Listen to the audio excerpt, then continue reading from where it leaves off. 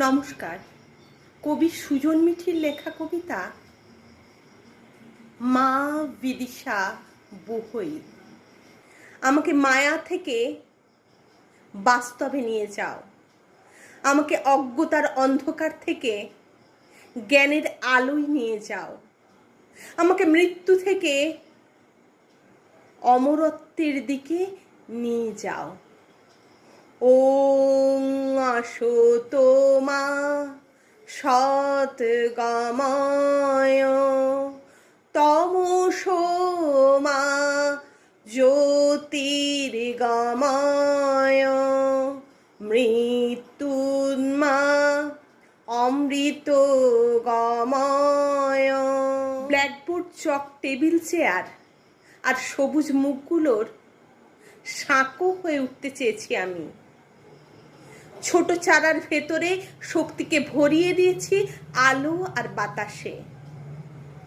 নিজের মাটিতে দাঁড়িয়ে শালক সংশ্লেষ করেছে যারা, বৃক্ষ হয়ে বিস্তারিত করেছে ছায়া।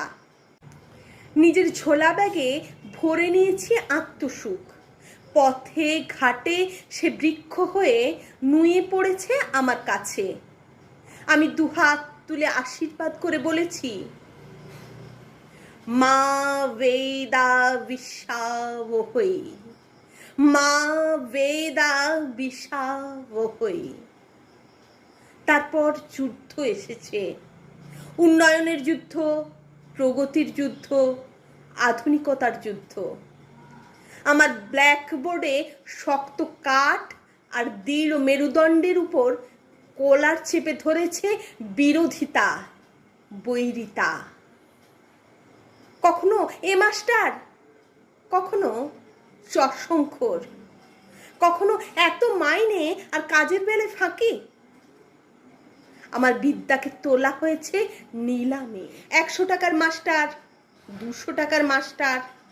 আমার দৃঢ় মেরুদণ্ডের কলার চেপে ধরেছে সভ্যতার যুদ্ধ। কম্পিউটার, মোবাইল আর অনলাইনে আমি হয়ে গেছি ভার্চুয়াল। তবুও অদৃশ্য ছায়াপথ পেরিয়ে, ফোনের স্ক্রিন পেরিয়ে আমি সাঁকো বুনে চলেছি। আমি শিক্ষক।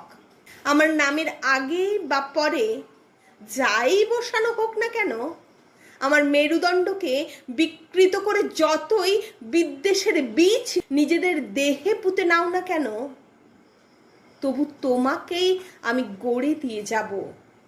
ডাক্তার, ইঞ্জিনিয়ার বা উকিল।